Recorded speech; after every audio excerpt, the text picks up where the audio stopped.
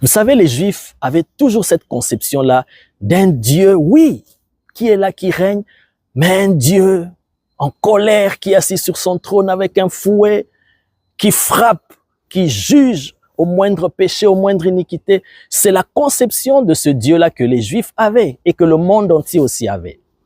Mais Jésus est venu révéler que ce Dieu-là, l'Éternel, est aussi un Père.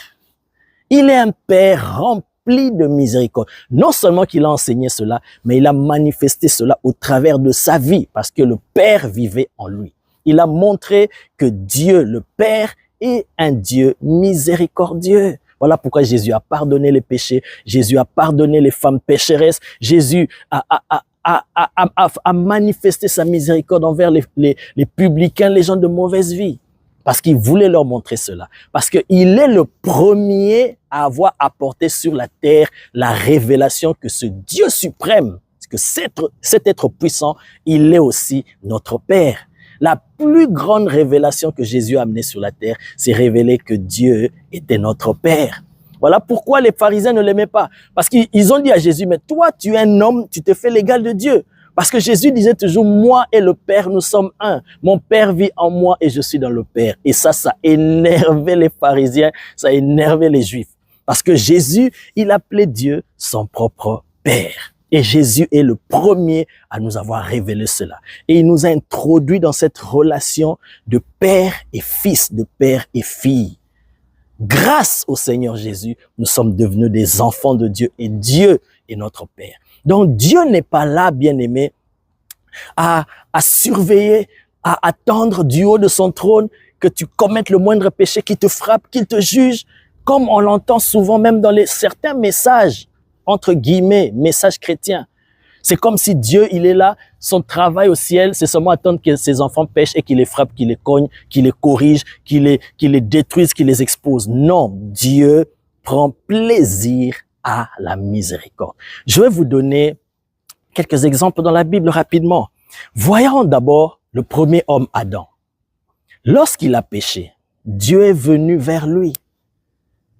Oh my God, quand vous lisez ce texte avec le Saint-Esprit, vous allez comprendre que Dieu est un Père rempli de miséricorde. Lorsque Adam a péché, Dieu est venu le voir dans le jardin. Il appelle Adam, Adam, où es-tu? Il dit, Adam, où es-tu? Mais écoute la réponse d'Adam.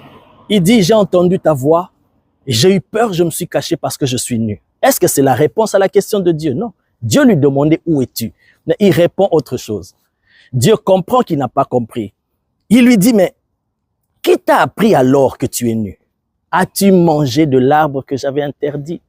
Mais dans tout ça, Adam n'a rien compris de pourquoi le Seigneur posait ces questions. Adam s'est mis à condamner. Non, c'est à cause de toi. Il accuse Dieu. C'est à cause de toi la femme que tu m'as donnée. Et c'est la femme, et ceci.